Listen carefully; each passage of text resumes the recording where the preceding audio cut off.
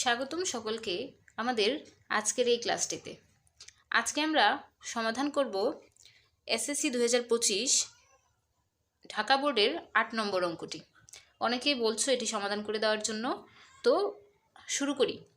প্রথমে উদ্দীপকে বলা আছে যে একটি সামান্তরিকের সন্নিহিত বাহুদ্বয় যথাক্রমে 40 সেন্টিমিটার ও 30 সেন্টিমিটার এবং ক্ষুদ্রতম কর্ণ D1 = 36 সেন্টিমিটার। আচ্ছা, এটা দিয়ে আমরা খ নম্বর অঙ্কটি সমাধান করব। আচ্ছা, ক নম্বর অঙ্কে কি বলা আছে? একটি সুষম ষড়ভুজের প্রত্যেক বাহুর দৈর্ঘ্য 5 সেন্টিমিটার হলে এর ক্ষেত্রফল নির্ণয় করো। সুষম ষড়ভুজ, ষড়ভুজ মানে কি? 6টা বাহু থাকবে। সুষম মানে হচ্ছে প্রত্যেকটা বাহুই সমান। তাহলে এরকম সুষম ষড়ভুজের প্রত্যেক বাহুর দৈর্ঘ্য 5 সেন্টিমিটার, মানে ষড়ভুজের একটি বাহুর দৈর্ঘ্য হচ্ছে 5 সেন্টিমিটার। তাহলে তার ক্ষেত্রফল নির্ণয় করো। এটা কিন্তু বহুভুজের ক্ষেত্রফল নির্ণয়ের সূত্র দিয়েও করা যায়, আবার ষড়ভুজের কিন্তু ক্ষেত্রফল নির্ণয়ের একটা সহজ সূত্র আছে, আমি ওইটা দিয়েই করাচ্ছি। আশা করি এটা তোমাদের জন্য সহজ হবে। তাহলে ক নম্বরটি যদি আমরা সমাধান করি, দেওয়া আছে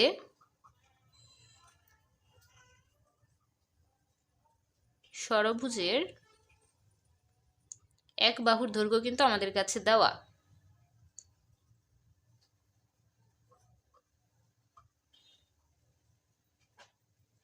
এক বাহুর দৈর্ঘ্য কত দেওয়া? আমরা এ ধরে নিই। এ সমান সমান হচ্ছে 5 সেন্টিমিটার। তো আমরা জানি সুষম ষড়ভুজের ক্ষেত্রফল 3√3/2 × a²। এ মানে হচ্ছে ষড়ভুজের এক বাহুর দৈর্ঘ্য। তাহলে আমরা যদি এর মানটা বসিয়ে দিই, এর মান কত? এর মান হচ্ছে 5। তাহলে 5 স্কোয়ার, মানে এর উপরে স্কোয়ার আছে, সেজন্য 5-এর উপরে স্কোয়ার। তাহলে হলো 3√3/2 × 25। তাহলে আমরা কি করব? 25 3√3 গুণ করে দিব, আর 2 দ্বারা কি করব? ভাগ করব। তাহলে কিন্তু আমরা অ্যান্সার পেয়ে যাব 25 × 3 × √3। তারপর এটাকে ভাগ করব কত দ্বারা? 2 দ্বারা। তাহলে আমরা অ্যান্সার পাচ্ছি কত? 64.95। আমি 2 ঘর নিলাম দশমিকের পরে। এককটা কিসে ছিল? সেন্টিমিটার। আর ক্ষেত্রফলের সময় কি হয়? বর্গ। একক হচ্ছে সেন্টিমিটার। এত প্রায়। আশা করি সবাই বুঝতে পেরেছো, কারণ এটি খুবই সহজ। এবার আমরা খ নম্বর প্রশ্নের সমাধান করব। খ নম্বর প্রশ্নটি বলা আছে যে একটি সামান্তরিকের সন্নিহিত বাহুদ্বয় যথাক্রমে 40 সেন্টিমিটার ও 30 সেন্টিমিটার এবং ক্ষুদ্রতম কর্ণ D1 = 36 সেন্টিমিটার। তো এটি যদি আমরা করি, সেক্ষেত্রে আমরা কি করব? আগে চিত্রটি আঁকি। চিত্র অনুযায়ী যদি সামান্তরিক কীরকম হয়? এইরকম হয়। আচ্ছা, সামান্তরিক হচ্ছে বিপরীত বাহুগুলো সমান, যেমন এটা সমান, আবার এই দুইটা বাহু সমান, কিন্তু কোণগুলো কি নয়? সমান নয়। এটাই হচ্ছে সামান্তরিক। তো এক্ষেত্রে যদি আমরা কর্ণগুলো আঁকি, এই হচ্ছে একটা সামান্তরিকের কর্ণ হবে, এই একটা কর্ণ হবে। তাহলে এখানে কিন্তু কর্ণ বড় ছোট হয়। যেমন আমরা দেখতে পাচ্ছি এই কর্ণটা কিন্তু ছোট হচ্ছে, আবার এই কর্ণটা কি? বড় হচ্ছে। তো সেক্ষেত্রে উদ্দীপকে দেওয়া আছে যে সামান্তরিকের সন্নিহিত বাহুদ্বয় যথাক্রমে। সন্নিহিত মানে হচ্ছে একটা কোণ আছে মাঝখানে, তার সাথে লাগানো দুইটা বাহু, এটা হচ্ছে সন্নিহিত বাহু। তাহলে এই আমরা যদি এই দুইটা ধরি, তাহলে এই দুইটা হচ্ছে কি? পরস্পর সন্নিহিত বাহু। তাহলে সন্নিহিত বাহু একটা হচ্ছে 40 সেন্টিমিটার, আরেকটা হচ্ছে কত? 30 সেন্টিমিটার। এবং বলে দিয়েছে ক্ষুদ্রতম কর্ণ হচ্ছে 36 সেন্টিমিটার। তাহলে এইটা যদি আমি ক্ষুদ্রতম কর্ণ ধরি, এটা হচ্ছে কত? 36। ঠিক আছে, এটা জাস্ট আমরা একটা চিত্রের মাধ্যমে দেখালাম।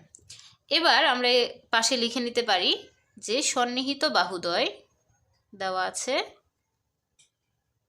সন্নিহিত বাহুদ্বয়, একটাকে এ ধরে নিই, এ = 40 সেন্টিমিটার, আরেকটাকে বি ধরে নিই, বি = 30 সেন্টিমিটার। চিত্র না আঁকলেও হবে, আমি বোঝানোর জন্য জাস্ট করেছি, কিন্তু এঁকে দিলে ভালো।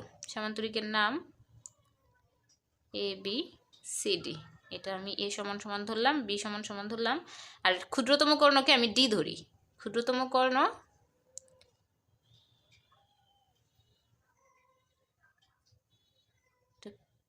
ক্ষুদ্রতম, আচ্ছা কেটেই লিখি, ক্ষুদ্রতম কর্ণ ডি সমান সমান হচ্ছে কত 36 সেন্টিমিটার। তো আমাদের কাছে জানতে চাইলো সামান্তরিকের অপর কর্ণের দৈর্ঘ্য নির্ণয় করো, মানে এই কর্ণের দৈর্ঘ্যটা কত। তাহলে আমরা কি নির্ণয় করব, অপর কর্ণ আমরা ধরে নেই ই, ধরে নেই ই সমান সমান কত সেটা আমরা বের করব। এখন সামান্তরিকের কিন্তু বাহু আর হচ্ছে কর্ণের মধ্যে একটি সম্পর্ক আছে, এটা একটা উপপাদ্য, আলাদা প্রমাণ আছে, কিন্তু আমরা জাস্ট এই উপপাদ্যের সম্পর্কটা নিব। যে আমরা জানি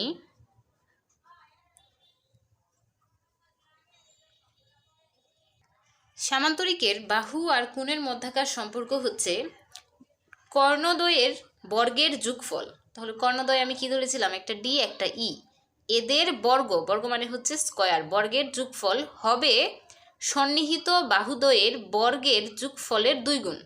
ঠিক আছে, তো এটা আমরা মনে রাখবো। এখন আমরা এখান থেকে কি বের করব, ই বের করব, আর বাকি সবগুলো মানই কিন্তু আমাদের আছে। আমাদের ডি কত বলা ছিল 36, ই আমরা বের করব 2 ইন্টু এ হচ্ছে 40 আর বি হচ্ছে 30। তাহলে এই 36 স্কয়ার করলে কত আসবে 1296, 1296 প্লাস ই স্কয়ার সমান 2 ইন্টু 40 স্কয়ার, 40 স্কয়ার করলে আসছে 1600, আর 30 স্কয়ার করলে কত আসবে 900।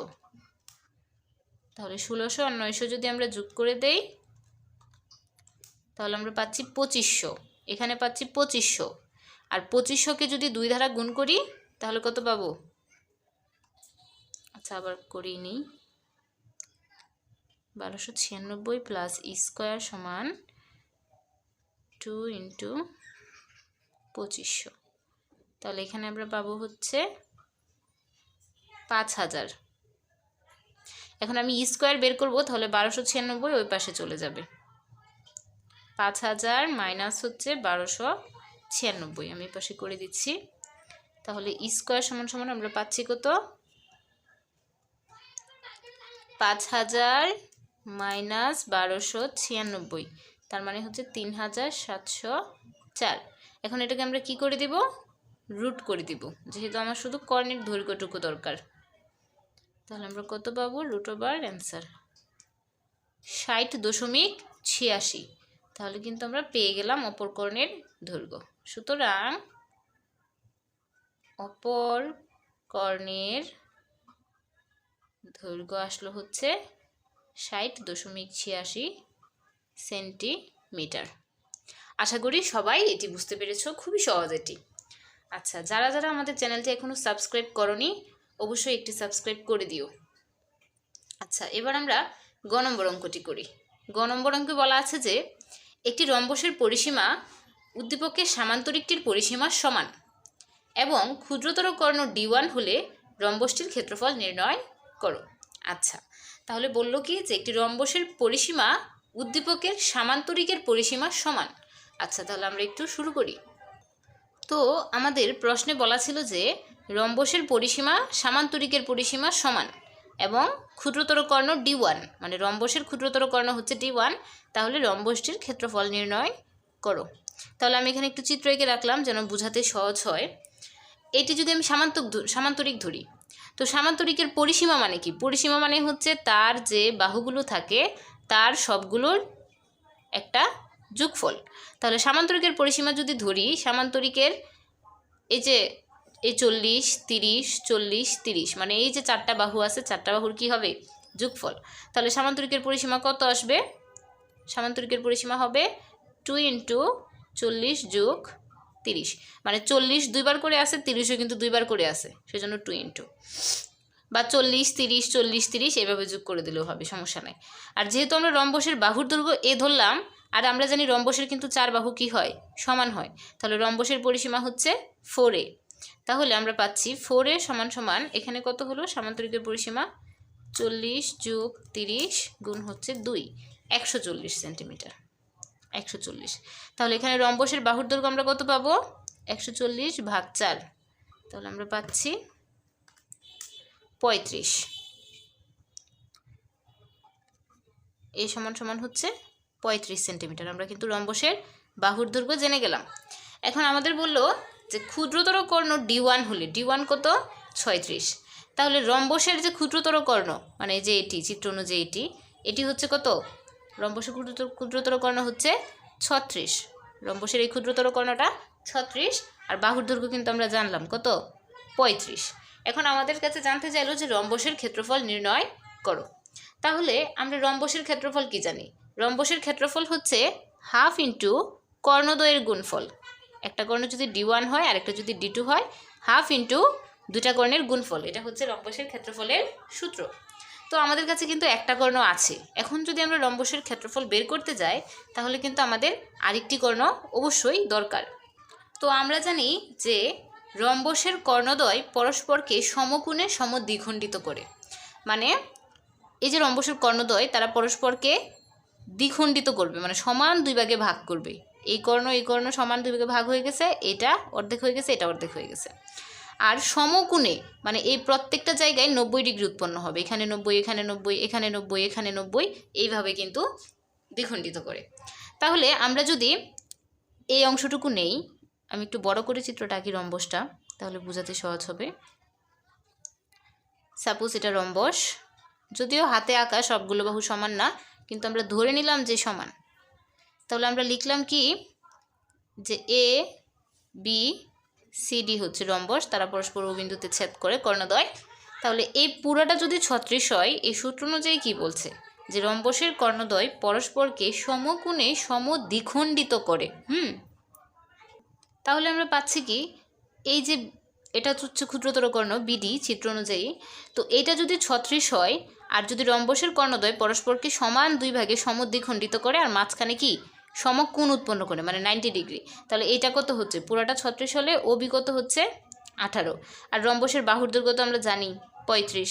তাহলে আমি যদি বৃহত্তর কর্ণটা বের করতে চাই, এখানে কি হচ্ছে, এটা একটা সমকোণ, তাহলে সমকোণের বিপরীতটা কি অতিভুজ। তাহলে আমি কিন্তু অতিভুজে মানে পিথাগোরাসের সূত্র দিয়ে কিন্তু ওই অংশটুকু সহজেই বের করে নিতে পারি। তাহলে ABCD রম্বস হতে পাই, আমরা এখানে কি করব, ত্রিভুজ AOB এই অংশটুকুর জন্য কি পিথাগোরাস ফলায় দিব। তাহলে আমরা কি হবে, AB স্কয়ার, AB হচ্ছে অতিভুজ, AB স্কয়ার সমান সমান OA square plus OB square. তাহলে AB হচ্ছে কত 35, OA কিন্তু আমরা বের করব, আর OB হচ্ছে 18। তাহলে কি হচ্ছে আমাদের OA স্কয়ার প্লাস 18 স্কয়ার কত হবে, 18 স্কয়ার হচ্ছে 324, আর ওই পাশে হচ্ছে 35 স্কয়ার 35 স্কয়ার 1225। তাহলে আমরা যেহেতু OA বের করব, তাহলে এটা ওই পাশে গেলে কি হবে মাইনাস হয়ে যাবে, 1225 মাইনাস হচ্ছে 324, তাহলে আমরা পাচ্ছি 901। OA স্কয়ার সমান সমান 901, তাহলে OA সমান সমান কত হবে √901, √901 করলে কত আসে 30.01, আমরা 30ই ধরতে পারি, এটাকে 30 প্রায় বা 30.01 ধরেও কিন্তু অঙ্ক করা যাবে। তাহলে এখন আমরা কি বের করব, আমরা বের করব হচ্ছে AC কর্ণটুকু বের করব। তাহলে এটা যদি অর্ধেক হয়, এটা কি হবে AC কি হবে, এটার দ্বিগুণ হবে। তাহলে আমরা AC সমান সমান বের করি, আচ্ছা 30.01 লিখলাম আমি, যেহেতু প্রায় লিখছি। তাহলে 2 × 30.01, তাহলে কত হবে অ্যান্সার গুণ 2 60. আমরা যেহেতু 01 নিছি, 30.01 গুণ 2 60.02 এত সেন্টিমিটার প্রায়। তাহলে এখন কিন্তু আমরা দুইটা কর্ণই জানি রম্বসের, তাহলে এবার অবশ্যই আমরা রম্বসের ক্ষেত্রফল বের করতে পারবো। তাহলে আমরা জানি রম্বসের ক্ষেত্রফল কি হাফ ইন্টু কর্ণদ্বয়ের গুণফল। তাহলে আমরা জানি রম্বসের ক্ষেত্রফল সমান সমান হাফ ইন্টু কর্ণদ্বয়ের গুণফল, একটা D1 ধরি একটা D2 ধরি। তাহলে একটা কর্ণ হচ্ছে আমাদের কত 36, আর একটা কর্ণ পেলাম হচ্ছে 60.02, তাহলে ক্ষেত্রফল আসবে কত গুণ 36 ভাগ হচ্ছে 2, 1080.36। ক্ষেত্রফলের একক হচ্ছে বর্গ সেন্টিমিটার প্রায়। আশা করি সবাই বুঝতে পেরেছো। খুবই কিন্তু সহজ। প্রথমেই বলা ছিল যে রম্বসের পরিসীমা সমান সামান্তরিকের পরিসীমা। 4 এটা এখানে লিখলে সুন্দর দেখায়। তাহলে আমরা জানি যে যেহেতু রম্বসের বাহুর দৈর্ঘ্য a ধরলাম, রম্বসের 4টা বাহু সমান থাকার কারণে এর পরিসীমা হচ্ছে 4a, আর সামান্তরিকের পরিসীমা হচ্ছে এই যে এটা 40 আছে এদিকে, 40 আছে এই পাশে, তার মানে 40ও 2 বার, 30ও 2 বার, তার জন্য 2 × 40 + 30, এটা হচ্ছে সামান্তরিকের পরিসীমা। সন্নিহিত বাহুদের যোগফল ইন্টু হচ্ছে 2। তাহলে এখানে আমরা রম্বসের বাহুর দৈর্ঘ্য পেলাম হচ্ছে 35 সেন্টিমিটার। তারপর আমাদের অঙ্কে চাইলে হচ্ছে রম্বসের ক্ষেত্রফল। তো ক্ষেত্রফল নির্ণয় করতে গেলে হাফ ইন্টু কর্ণদ্বয়ের গুণফল, আমার 2টি কর্ণই কি লাগছে, তো সেক্ষেত্রে আমরা এই অপর কর্ণটা বের করে নিলাম, বের করে কিন্তু আমরা রম্বসের ক্ষেত্রফল বের করলাম। আশা করি সবাই অঙ্কটি বুঝতে পেরেছো। তবু যদি কারো কোথাও কোনো সমস্যা থাকে অবশ্যই কমেন্ট সেকশনে জানাবে, এবং যদি আমাদের চ্যানেলটি ভালো লাগে অবশ্যই একটি সাবস্ক্রাইব করে দিবে। ধন্যবাদ সকলকে।